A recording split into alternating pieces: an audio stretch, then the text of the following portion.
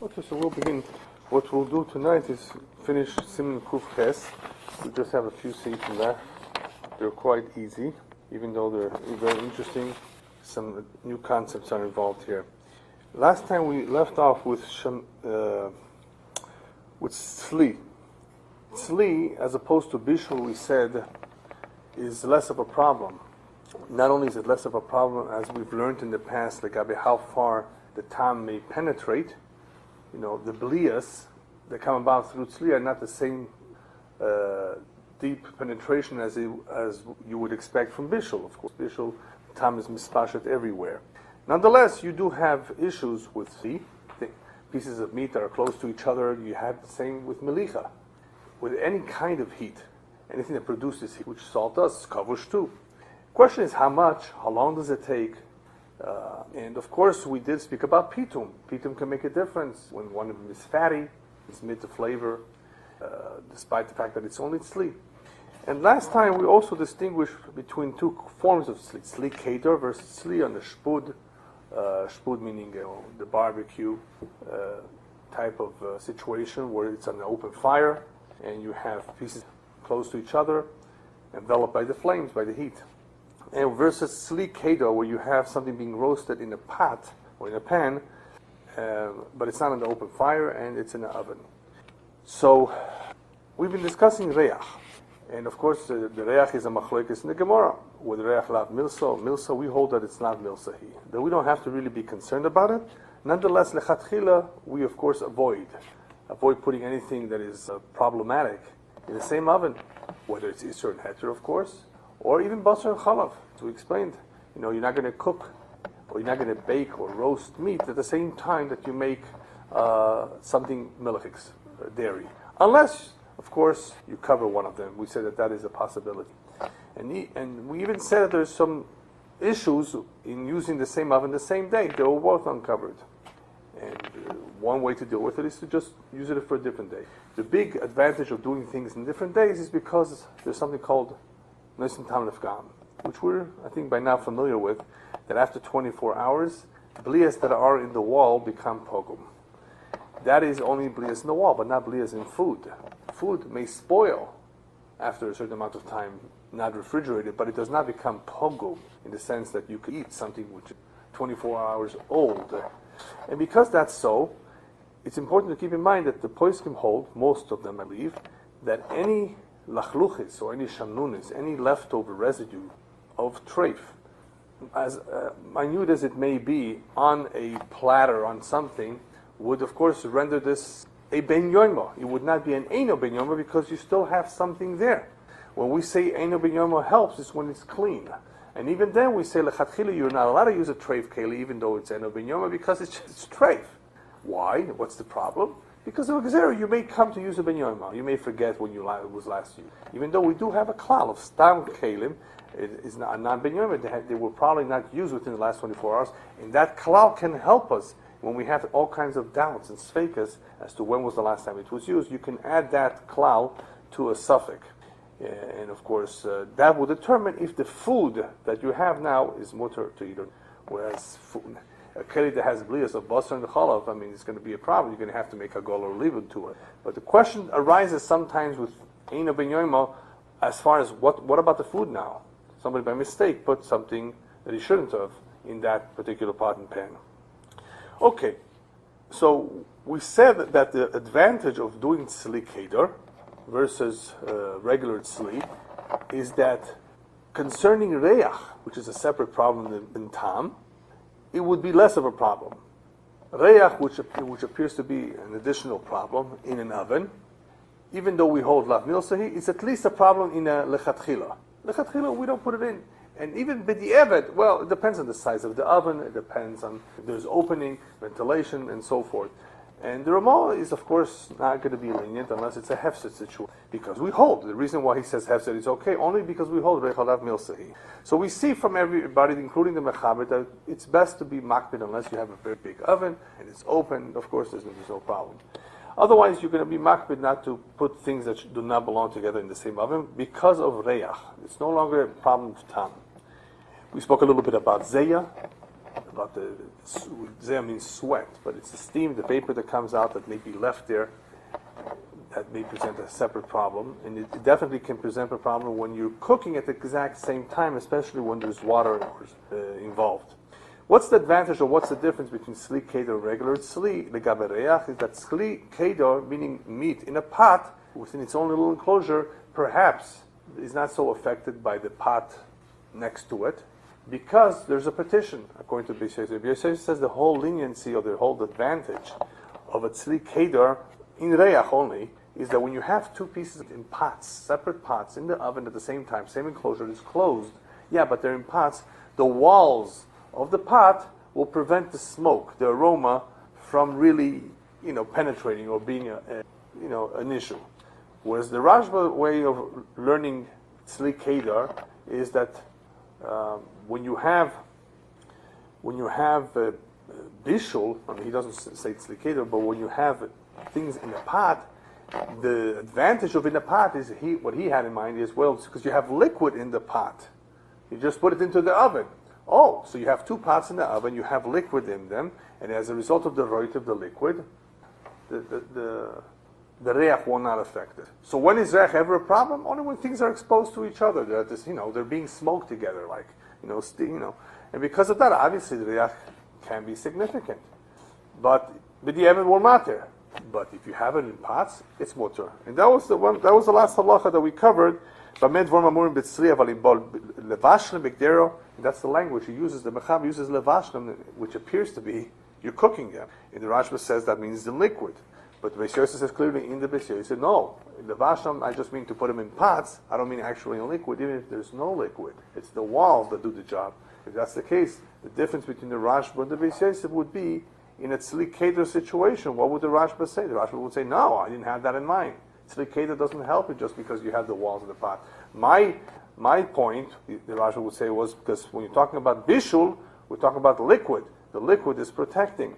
And you don't have the liquid if you're just putting a piece of meat inside a pot without any liquid whatsoever. The walls will not be enough according to the Rashba.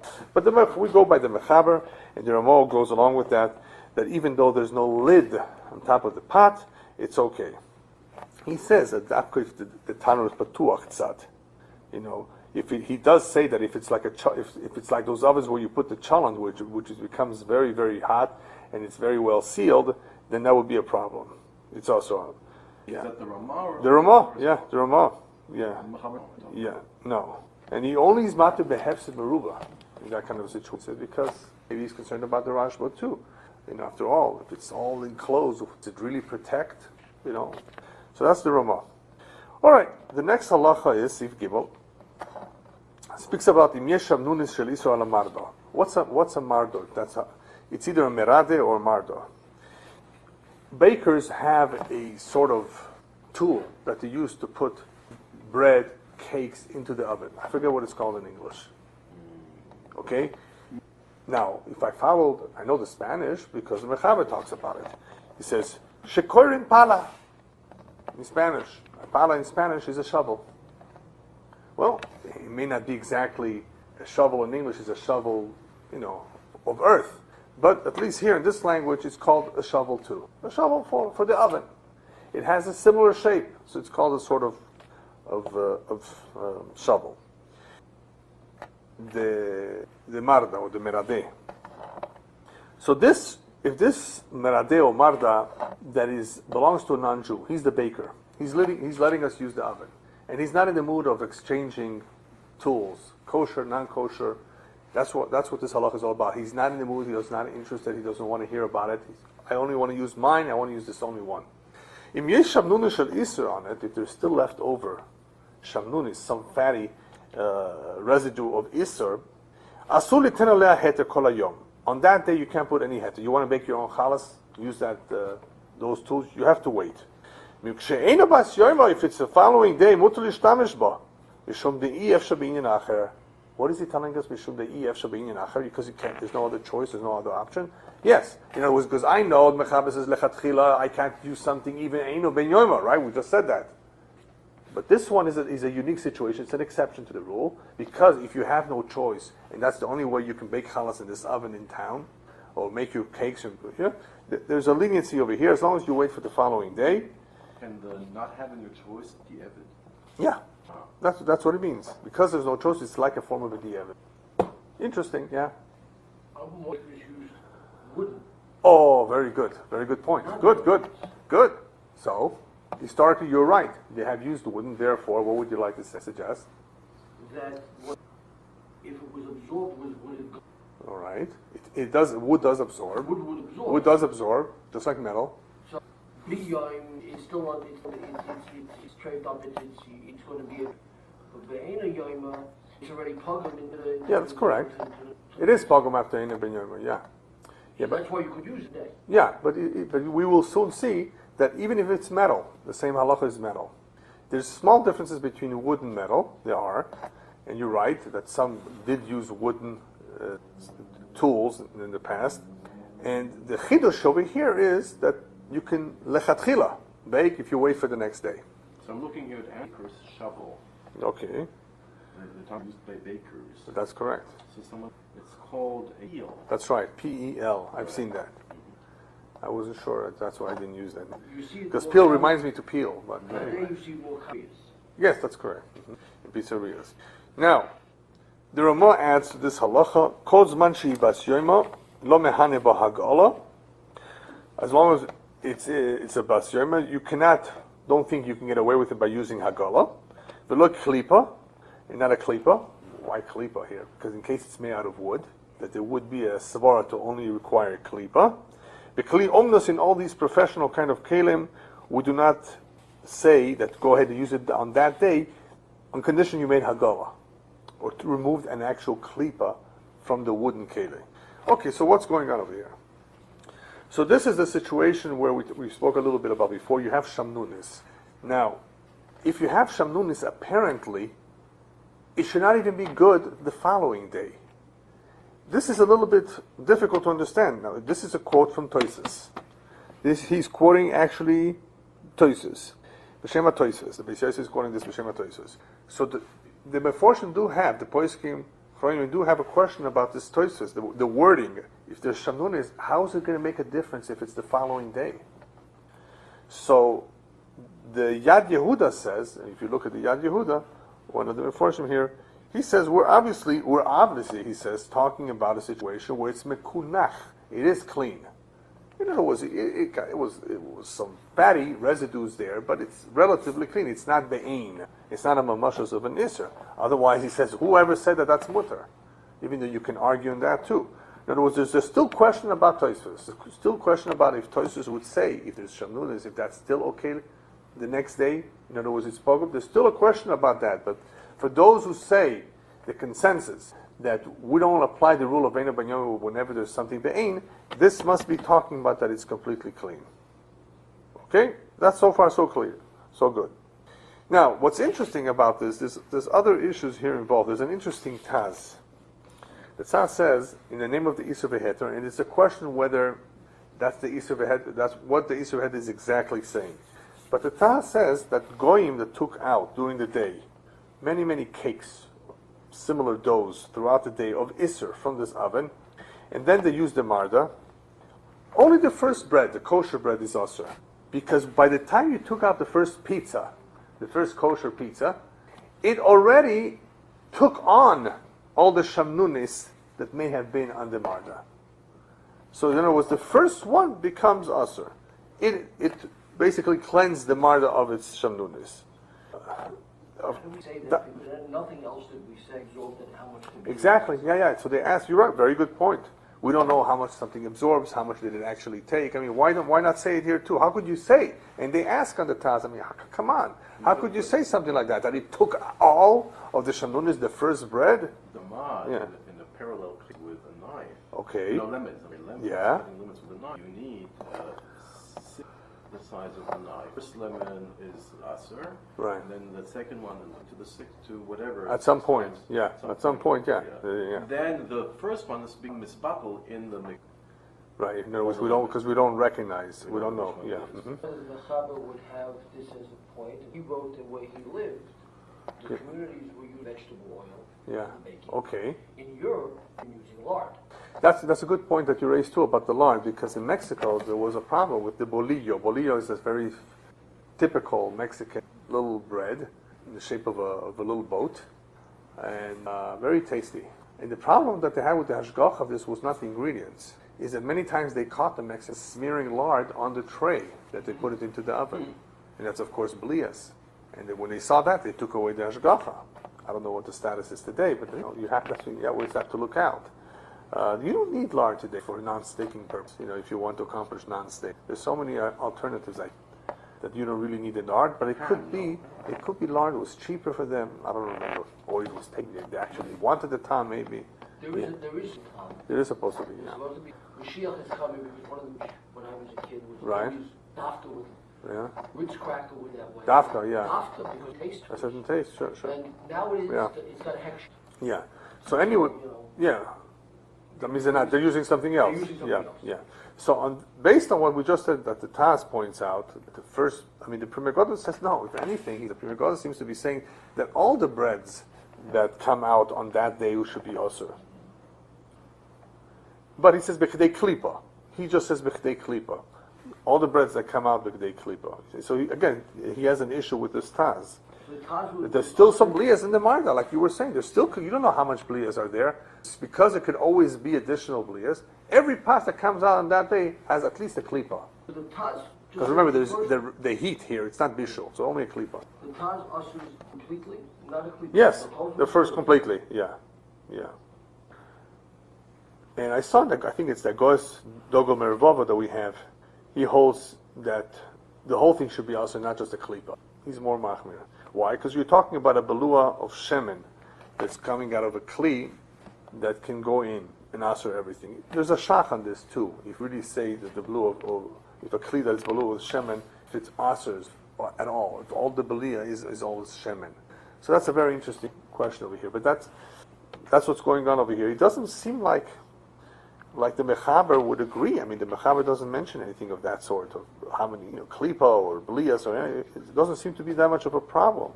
But he is, of course, going with the assumption that we're talking about the Eina Ben Yoima. So this whole Taz is during that day. We have situations of B'di'evin, and what happened if you did not wait the day you act. I mean, that's really what the problem really is. Would it answer only Kedei Klipa? Would it answer everything? So that's where the issue begins over here.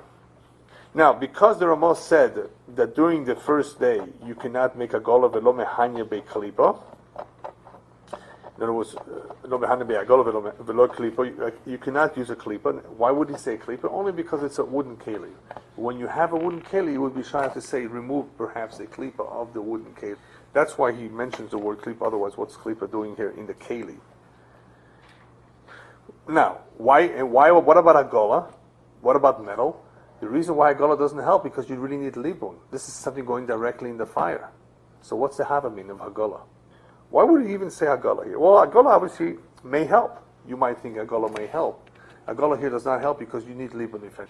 What's interesting about this, however, the Pri Megadah says on this Ramah that the same is true from Basar to Chalav. You can't just do Hagala. If a keli needs libun, you can't just do Hagala. And that's not so pashut. Why? Rabbi Elyahu says, I think Rabbi Elyahu. Let me see if I wrote it down. Yeah, there's also something else in the B'Shem Agra. But here Rabbi Elyahu does say what's interesting about this is that L'chara, there are those that would accept Hagala. Why? Because Basar and Chalav are each one heter.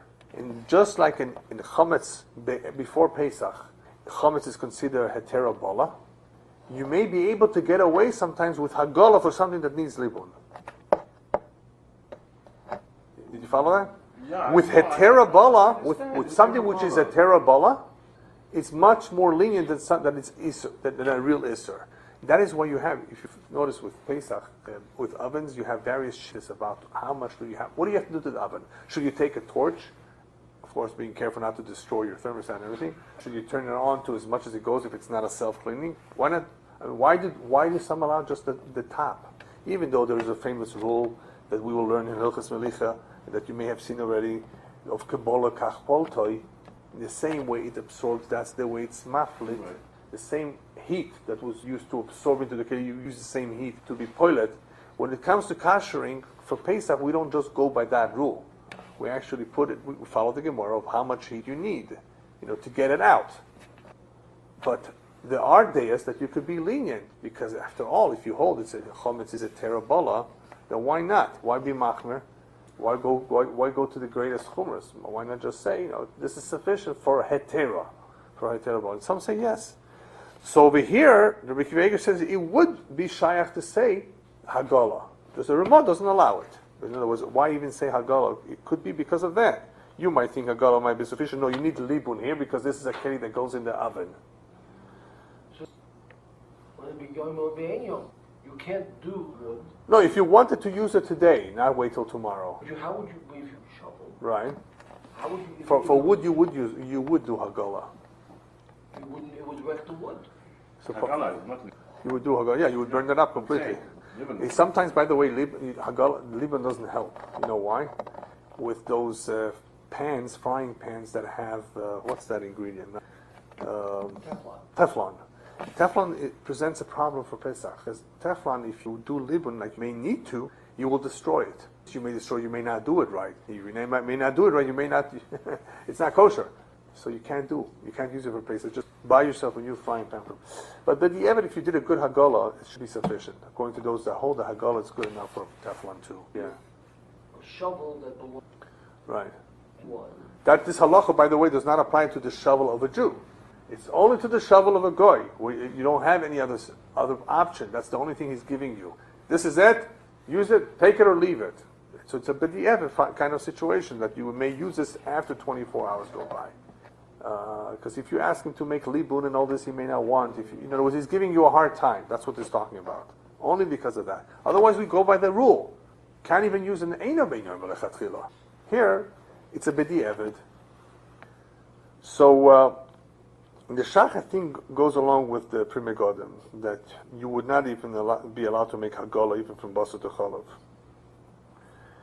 But Rabbi Elyahu is the one that holds that it would be shayach perhaps to say. In other words, whenever you have heterabol, like from Basar to Chalav or chometz, hagala may be sufficient sometimes.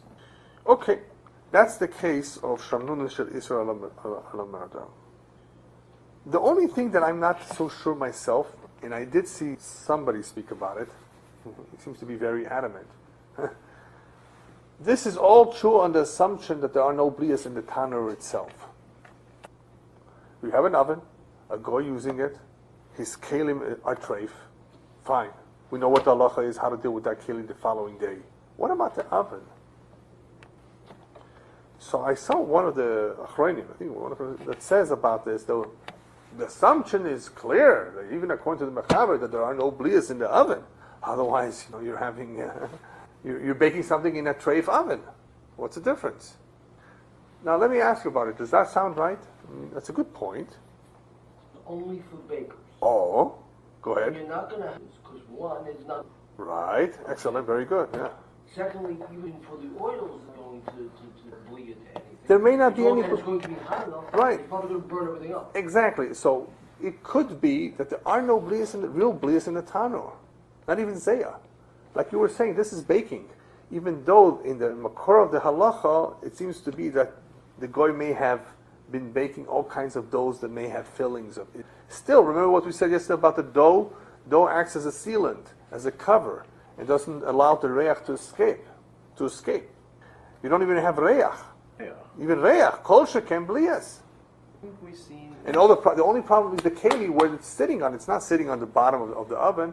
So that's excellent. I mean, that's very good. I mean, that's the only thing I can imagine is that the situation does not present itself where you can have blias. Otherwise, somebody should have said something. He says, I'm making the assumption that there are no blias. Of course. I mean, but...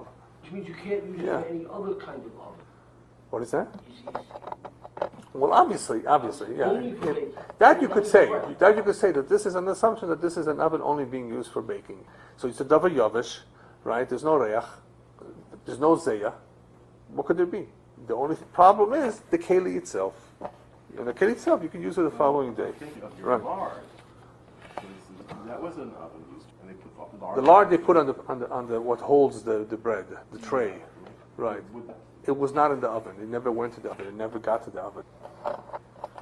Yeah, I don't think it would, because you were saying too, it burns quickly. It doesn't get to the walls of the oven, right? If all you're baking is Melicha bread, which you're not supposed to unless it's a small quantity. Remember we said that about small quantity, special shape in the oven. Did you make that a Melicha oven in its own tray? No. But we had Dafka Babala. Right. Had the problem that of reach. If it absorbed the reach, could you eat it? Something might spill out of the container. Oh, that's if it's real milk. Right. And the blias might travel to surface. Right. If you have that kind of situation. Now, so wouldn't the same lard on the tray? no, lard I've never seen them doing it, but I'm assuming lard is just a little, very thin layer. Oh. Barely noticeable, something similar to Pam. That is spread, shortening, and it's either they smear it on or somehow, and it doesn't really fall off. And remember, the way the things are being baked in the oven is each thing comes in a tray. So even if you were to put another tray inside with kosher food on top of it, that the food wouldn't be touching the lard. It's the tray that will be touching the lard. And it's not a real mamashas really. I don't think there would be any significant. Obviously you have to be careful for mamashas. That yes. But I don't think there would be any real significant amount. Okay, so that takes care of the halacha about baking in an oven. And the issue here, of course, was the pala, or the marda, as opposed to the oven, the blias, or the reach in this case. It was the rule of Eina ben Yomo. It would also be an issue, whatever they put on, if it gets absorbed into the baking, right? just that one up, and literally disappear. Yeah, it could be. Yes, it could be disappearing. And that is why the Taz, in his understanding of the Isur Heter, says that if anything, the first bread would have a. So it's interesting that how the Pri Megadim and everybody else says, well, Mapiton, why? How do you say something like that? But like you ask, how could you say the whole thing was removed with the first bread? That's a good question, but on the other hand, the nature of shamnunis, of lard and all these things could be very easily that it is all dissipated or disappears and just vanishes after the heat and after the first use in the first bread. Yeah, it could be. Okay, the next few halachas are like this. Interesting sugya in the Gemara of Avodah Zarah. Pas chama shemunach al gabe chavis psucha shel yain nesech. Okay, we have actually several sugyas. This is also in Avodah Zarah, also part of a mission in Trumas. Okay, we'll explain them each separately. The situation is like this: you took out hot bread from the oven, and you want to now put it on top of a barrel that is open of yain nesach. Yain nesach for Avodah Zarah is also behano. Now, what's this bread going to do? Sitting on top of this barrel,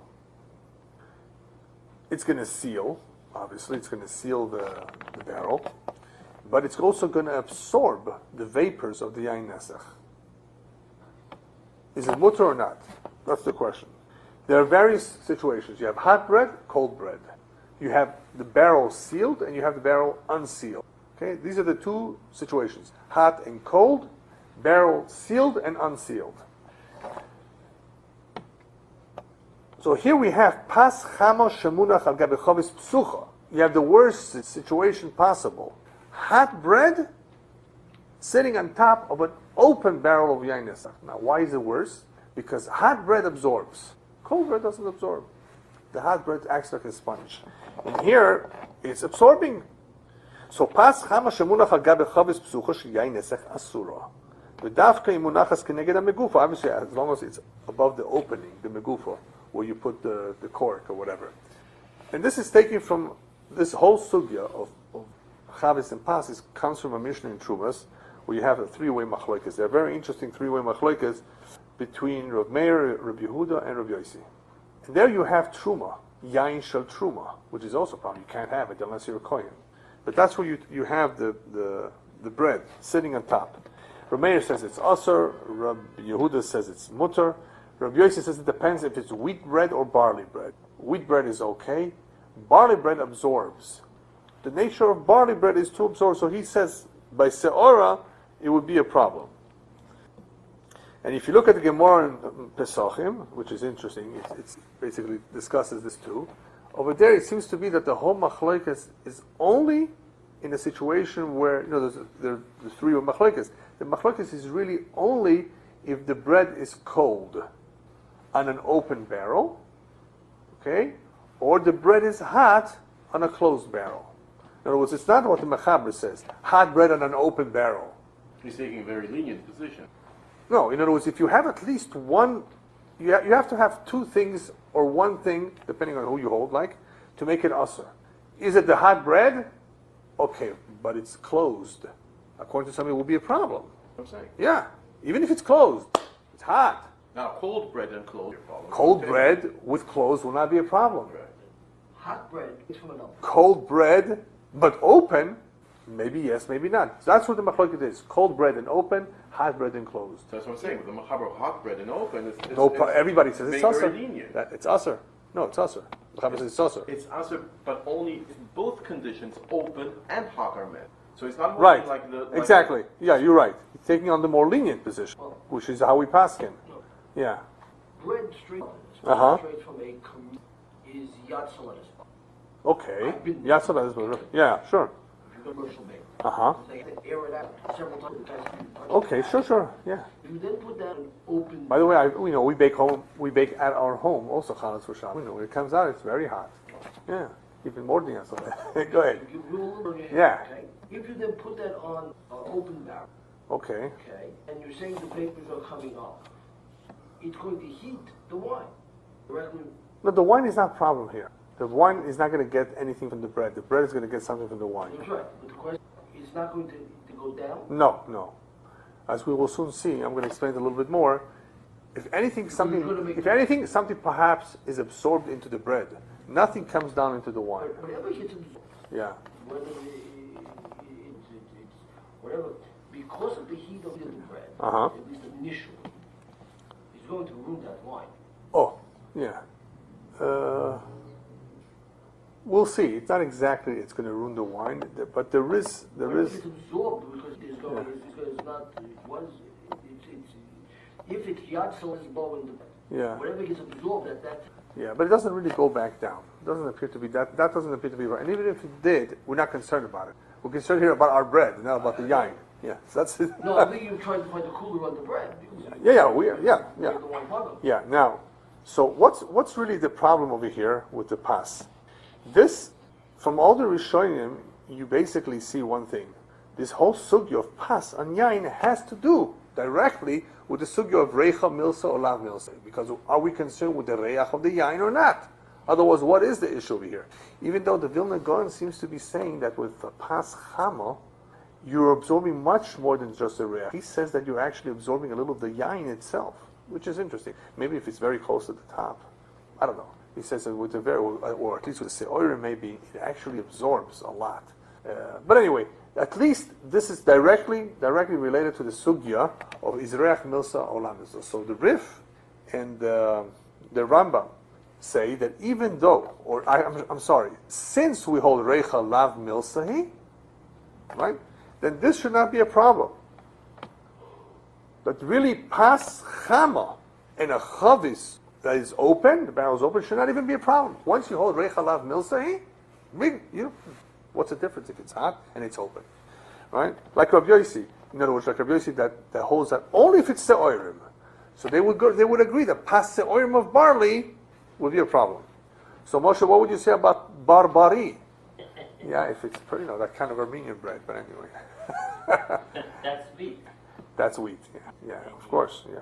So anyway, but according to the Tosfos in the Rosh, it has nothing to do with, even though it's true, it's directly related to Reicha Lav Milsa, which is what we hold. Even if we hold that, here we're still concerned. Why? Because there are times that the Reach could be so strong that nevertheless, in other words, even though it's Reach, it's also. Where did we see that recently? With the Davar Charef. We just learned that last time. If it's a Davar Charef, in the heter especially, something that is very spicy, hot and spicy, will absorb the Reach that's coming to it. It will draw it like a magnet. Remember the onion? It will draw to it bacteria, it will draw to it Reach, it will draw to it. But if it's Charef. So if it is going to be harder. No, so if the bread is hot, sitting in a barrel of wine, the Reach is chazok. In other words, the combination of the two means that the Reach is chazok And therefore, if it's hot and it's open, it's a problem. That's all. That's the only time it's a problem. But if it's cold and open, or if it's hot and closed, that should not be an issue. What's interesting that I saw in one of the Meforshim here is that, remember the Rishonim that are concerned about a tanur sosum, legamre, an oven that is completely closed presents a problem with the eved even. Their rationale of a tanur sosum is taken from here, is because once you have a tanur that is closed, reach that we hold lav milsahi becomes a reach chazok. In other words, even though we hold, that's the halacha, we hold reach lav milsahi, it's true. But wait a minute, what if it's completely enclosed? Oh, then maybe it's a reach chazok. If you do have a reach chazak, you have to be concerned. And that is why we have all this Rishonim, whatever, that are concerned about situations where the oven is closed or small, not too much ventilation. Interesting. I mean, that's the svara here. And they compare that to pas chama in a chavis pesucha. The Vilna Gaon, however, I saw that he says that the reason why pas on a chavis is such an issue with the reach is because if it encloses the whole opening, it doesn't let the reach go anywhere except into it. Whereas with ovens, you have it going everywhere. Okay, but here you don't have it going anywhere except into the bread. So because it covers up the entire opening of the chavis, that's why the reach is much stronger, more concentrated. Interesting point. The Vilna Gaon, Anyway, so interesting, very interesting idea of why this kind of a situation would be more chomer, even if you hold reich halav milsahi. Interesting. Halacha we hold like the Toises and the Rosh over here, the Mechaber, that only pas chama and the chavis pesucha would be a problem, even though we hold reich halav milsahi. It would still be a problem here because it's hot and it's open, and apparently it does have a stronger reich. The Pri Chodesh holds like the Rif and the Rambam, however. It looks like he matters in every situation, unless it's pas se'orim. Pri Megodim holds like the Mechaber and the Ramon. That's how we hold. That somehow, if that was the situation, only if it was hot, it would present a problem. Okay, let's go on. If it's cold, even if it's opening or pas chama, or if it's hot bread and closed setuma, in other words, it's closed baramutar. If it's barley, osur, pas chamo, afilu chavis megufo, even though the chavis was closed. That's the chiddush. If it's pas se'orim, if it's barley and it's hot, because it's barley, even if the chavis is megufo, it's closed, it's osur. Okay, this halacha I don't think you'll see too many times, but it could present itself, today with all the kinds of foods that they make and all kinds of situations present themselves. So you never know. Now, mutar lishoif befiv reach yain nesech. Now, have you heard of this? There's something called a coffee taster. There's a wine taster, and there's probably a beer taster, and maybe a whiskey taster, and a liquor taster. I mean, they're tasters to see. What? The British government employs a tasting. Okay, tea, yeah, and maybe other drinks too. How about marijuana? The government doesn't guarantee quality. That I see. Inhale it for the taste. Smoke it for the taste. What's that? For the taste? No, just not yeah, smoke or yeah. ingest taste. The question is, would you have an inhaler of anything? That's what you have here. In Sif Hey, mutar lishav yolara inhale befiv. It's interesting. The Mechaber says in his mouth, and I'll explain that soon. Yolara inhale. Reach yain nesach, which is real asur. Derech nekev shebechovis, through the hole of which is in the barrel. Leida imutov, to know if it's good or not. You're allowed to smell it. You're an expert in yain. This is goy. This is yain nesach. Are you committing an isser by inhaling it, smelling it? I should say. Isn't it small? Oh, what's also behano? Yain nesach is also behano. Is this an hano? That's the question. No, that's the Niddah. Smell it, so take a nod, long or long. That's the question. The question is the Poskim talk about Hana over here a lot. We're looking at the final result, at the final halacha, but we're going to go back in a moment to the Makor. But the halacha is mutar lishuf, you are allowed to inhale befiv in his mouth, reach yain nesach derech nekev shebechovis, through the hole of the chovis, leida imutov if it's good. Well, that's very interesting, Rabbi Kalber. Yeah. If you to work at Ralph's and put the pizza, sela, Uh-huh. or b'chalaf, Right. the oven. Refrigerator. Okay. Since you're getting paid having a hana from Basar B'chol, you're not allowed to have such a No. job. I'm for No, sure it says that. I know, you may say that, but there's no direct. You would have to have direct hana from Basar B'cholav. In other words, that you're putting the Isur of Basar B'cholav means cook the two together. I'm not allowed to. But if they got cooked together, am I allowed to sell it to it? What is that? If they get cooked together, am I allowed to sell it?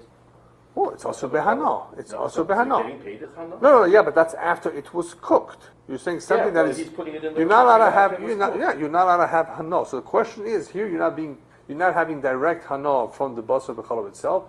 You're being paid to do your job, which involves doing all kinds of things. How is that different from me selling it? No, that's a question. The question is that called a direct hana or an indirect hana from Basar B'cholav. I would say that's not necessarily direct hana of Basar B'cholav. There was a Rabbi Talb, I heard him several times. It's a situation where you have to analyze: is that a direct hana from the Basar B'cholav, or you're being paid to sell stuff as a worker from the place, and even though it's. He was going to tell someone that, Yeah. and then he was told that the guy doesn't have much opportunities because he's not smart. Yeah. It's one of the few he can actually do. Then he says they figured out a way to keep the job. Right. Although normally you would not be able. Yeah, he's Also being. packaging the bags. Yeah, he's being. See that situation is more of a messiah. It's not a real hana. Hana, even we hold. It's not. It's not. If anything, it's shaloi kederach. If anything, the only time shaloi kederach is also. You know what shaloi kederach means? Indirect hana, not the usual way you have hana, is in avodah zarah, yain nesach, and kila kera. Not in Basar B'cholav. But why? It's normal. It's not direct hana. It's not a real direct To hana. make money on Basar B'cholav is normal? No. He's not, what for who? He's not. He's not making the money on the Basar B'cholav. He's paid a salary here. The owner is making the money on the Basar B'cholav, and that's a very important distinction because in Basar B'cholav, I can tell you any situation where it's mutter to benefit from it. If it's la roy lachilas kelav even. I mean, it's not a problem. Here, I wouldn't say it's a problem. I mean, obviously it's not the best job. You're definitely not allowed to put the cheese on top of the burger. You can't be mevashel it. You can't have hana directly from. But there's two kinds of hana. The hana, the regular hana, the eating it, and there's the hana that is not the intended hana, which is what we're going to speak about here. And this actually may help understand that question of Basar B'cholav. The intended hana is to enjoy the wine. The unintended hana is to inhale it and smoke it. Because the ones who are matir and can have a problem with hana here, we're already talking about it, I might as well tell you. The ones who say that, okay, this is mutter because of the sugi that I'm going to go over with you. But wait a minute, the question is, hana is also b'yayin nesach. Isn't this a form of hana? And they say no. Why isn't this hana? So some say it's shaloi kederach. Come along others and say, wait a minute, shaloi kederach. Shaloi kederach is also b'yayin nesach. So therefore, no, it says yain nesach. We're going to talk about stam yainim soon. So this is shaloi kederach. Shaloi kederach is also. So they say no, it's not shaloi kederach. It's she'eino miskaben. And there's a famous sugya in Shabbos about davar she'eino miskaben. You don't intend to do it. You go through a house, the lights turn on. You don't want it to turn on. It turns on. It's not. You're not miskaben. I mean, it's not us in a way, unless you know for sure it's going to happen. You know for sure it's going to happen. It's called psik reisha. Have you heard of psik reisha? Can you cut off a chicken's head and it won't die? Can you do something and it won't happen? What difference does it make that you don't have a no? It's going to happen anyway, or you're not miskaben. Okay, anyway. So the point is that here psik reisha they would allow. In other words, even though it's davar she'eino miskaben and it's a psik reisha, here they would allow psik reisha. It's not a real hana. No, Kader, isn't that because he's aroma rather than drinking? Oh, so anyway, so others say, you know why the Mechaber said it's okay? Because Mechaber said, you can do it with your mouth. Mutar lisho bepiv, he didn't say with his nose, with bechoitem. Choitem, he wouldn't say it's mutar. So some say bechoitem it's also, it's only mutar. I don't know how you're going to taste it with your mouth, but anyway, I guess you could. So that's why he says, that's what the Mechaber is medayek, mutar lisho bepiv. Interesting. But not everybody's mechalek. They says, no, you can use the nose and you can use your mouth and you can use your ears if somehow you were able to use it. No problem whatsoever. No. Why? Because this is not a real hana. How come this is not a real hana? Because this is not intended as the hana. The intended hana is to enjoy the wine, to drink it. This is not a real hana, therefore. It doesn't matter whether he's paid or not paid. No, that has nothing to do with that. Does it make a difference because... So this could be, This could help understand that good question. It's a good question, what he had. Good, but I don't think so based on this. Yeah. Usually, Yeah. we got fancy. Yayin Nesach was a real quality. We didn't have good. Oh, is that right? We never had good good in the one? United States. Yeah. Okay. Those who grew up drinking Michael Grape. Okay. We didn't have good. You didn't have the Yayin good. Nesach, Yeah. The trade wine Was a better wine. much better quality. Right. If you're not getting Hanoi, you then when you get back to you appreciate the Yayin you can have. That's something different. Where does this whole sugya come from? From the sugya, there's something called Bas Tiha. Bas Tiha is a situation where a Jew is employed to verify, the quality just by inhaling it. There is a profession like that. So the Gemara of the Rebbe says it's not a question if the goy does it to kosher wine. You might see, because the Havamina, that may be a problem. So the Gemara says that's never going to be a problem if he does that. Didn't touch it, didn't drink it, didn't do anything like that. No contact. So for a goy to do it to Jewish kosher wine is not a problem. The whole question of the Gemara is, what if a Jew does it to non-kosher wine? Non-kosher meaning yain nesach. Real yain nesach, which is also be'ano. That's the question in the Gemara there. So there we see that Abaye says it's also, Rava says it's mutter. And this machlokes once again is dependent on what? Reicha milsa here or Reicha lav milsa here. Otherwise, what's the question? If the aroma is a problem. If the aroma is not a problem, then I understand. But if it is, it is. So that, in other words, they have the same machlokes there. And what's the heter in the end? The heter in the end is because there's no hana. Obviously, there's no hana from the yain nesach. Now, why isn't there really hana? So we gave various explanations. And one that I did not say is the Tosis. Tosis says, if anything, this hurts him. Tosis says that this mazikoi, this whole inhaling, time after time, if anything, it somehow hurts him. It hurts his system after a while for inhaling all those vapors of the wine. So if anything, it's not hana. That's Tosis' way of looking at why it's not hana. But the bottom line is that the sugya, of course, is related to Reichel HaMilsahi, but nevertheless, we have hana. So they say, no, this is not real hana. And you have the various explanations as to why not. It's not direct, or he's doing it with his mouth, or like Tosha says it hurts him. It's not a no because it's hurting him somehow, if anything. And then you even have those who say Shalok Derech Hana'asan, which is a little bit of a problem because we said by Avodah Zorah and Yain Nesach, Shalok Derech Hana'asan would still be Asr. Or some say Shalom Miskaven. You're not being mechaven to have a no. What if you did want to have a no? Of course it would be Asr. But we're not talking about Rishoyim here, right? Intention to have hana from yain nesach. So that's an additional reason. You're not being miskaven. Is psik reisha. Here psik reisha it's mutter. That's what's interesting. Here psik, you're not being miskaven, so this helps. If you're not being miskaven to have hana, this is also an additional good explanation, even though there's psik reisha here. Ramah, even though we said you can inhale, aval also leto'amo, you can't taste it. Even though you don't swallow it. Remember, I think we've had it several times. We spoke about this idea of iser. You want to taste it. Is the meat salted or not salted? Is the iser there or not? You can't taste it even though you're not going to be boileya. The question is if you can lick it. Some say you could lick it. We're not talking about something which is pogum legamre. Pogum legamre like soap. I think in most places can hold it's okay. But wasn't their point not to allow to taste it, but that you can't sing it, said the toss unless you right, exactly. No. In that case, So yeah. it wasn't that you're not allowed to taste it, but rather tasting would Right. not be a base mix. Because it would only be an Isser D'Rabbanan, if anything. Right. So that's very good. Based on that opinion, that I think it was a task that you may not be able to determine certain things if that's what you're trying to do through tasting. The taste alone may not be enough. But some would allow you to, put it in your mouth and spit it out. And if it's an Isser D'Rabbanan, maybe even to swallow a drop. But anyway, we don't do this. We don't allow for putting into a mouth. We don't allow even on fast days to rinse your mouth and throw out the water, except for certain situations. So here, that's what the Ramah says. You cannot taste it, even if you do not swallow it. The also lezalef yain nesach, you cannot even sprinkle yain nesach in whatever you in certain things. That would be a direct hana that you're having. The spray. It used to be something called ziluf yain that you spray. In other words, even though it's not real, the wine, it's still a ziluf and it's also. Let me see if somebody go and said something here. He just said that it's a hana. It's a form of hana. What is that? Why else would you spray it? Right. It's a form of hana, even though you're not drinking it.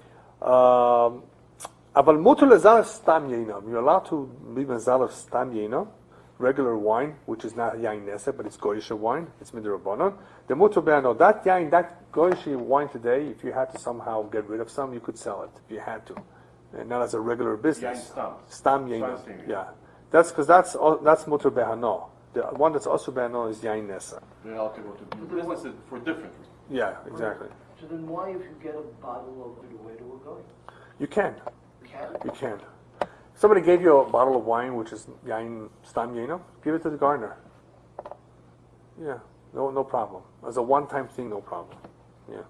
I think I misunderstood it. With Uh-huh. respect to the Basar Yeah. Halav, the Hana Basar Halav, there is a separate together.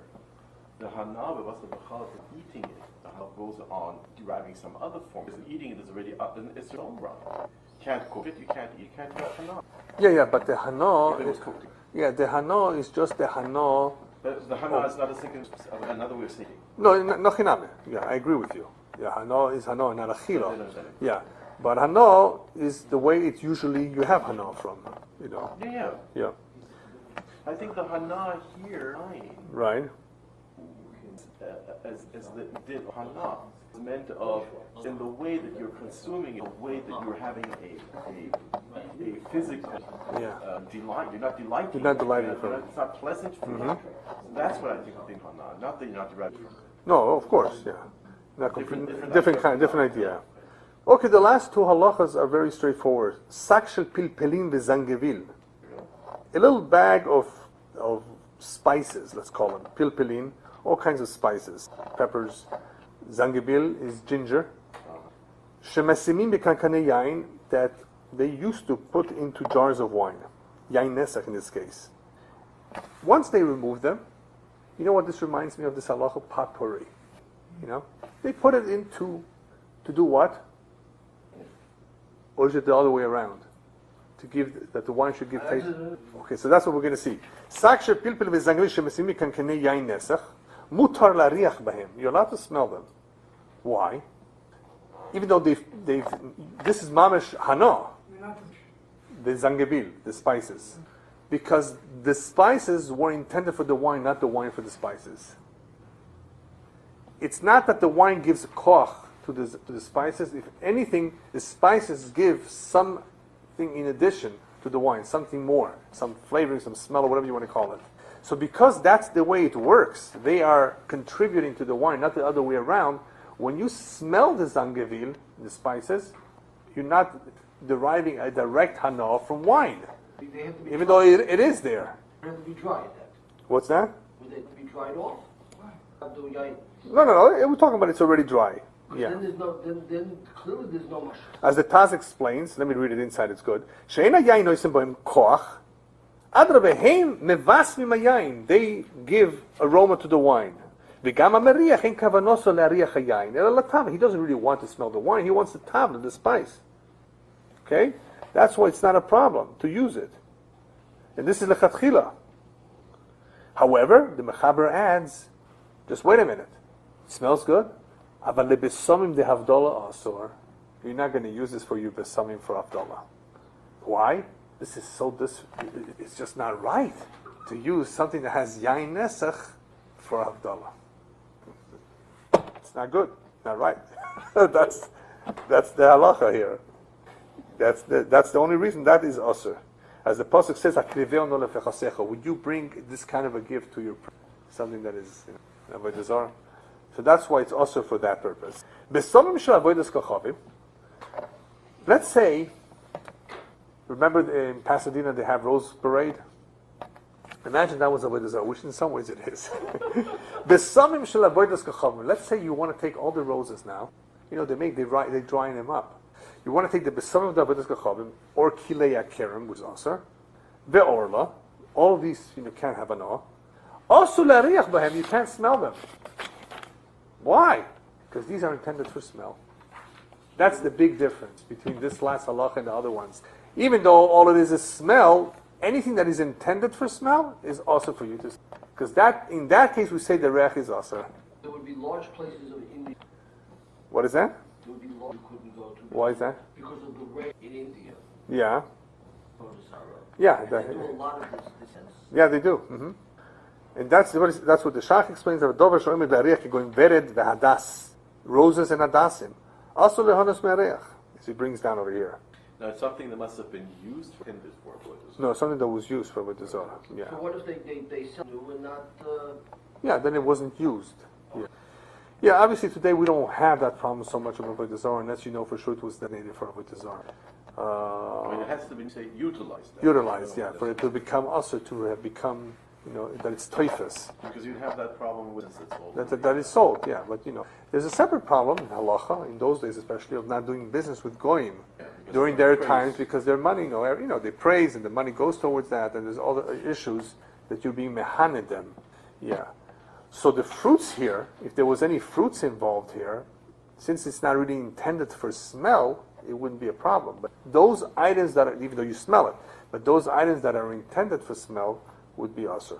That's the difference. Even though we hold the reach lav milsahi, we finish up the siman that in some situations it is a problem. Either it's because it's very strong, we saw, in the double chorv situation, right? Or in the case of hot bread on top of a barrel wine because of the unique situation where somehow it must be absorbing a lot. And in the case of those things that are also behano, this would present some form of direct hana, because it's intended for that. It's intended for that, and you're doing that in that. But if it's not intended for that, and you come, it's not intended for that. The yain is also not intended for smell, So that's not a direct hana. So I would actually say that those that explain the shalok kederach, that's why it's more. They didn't really mean the regular shalok kederach. Because shalok kederach is also b'yain nesach and avodah zarah. But it means because it's not intended for it. That's not the way that it's done.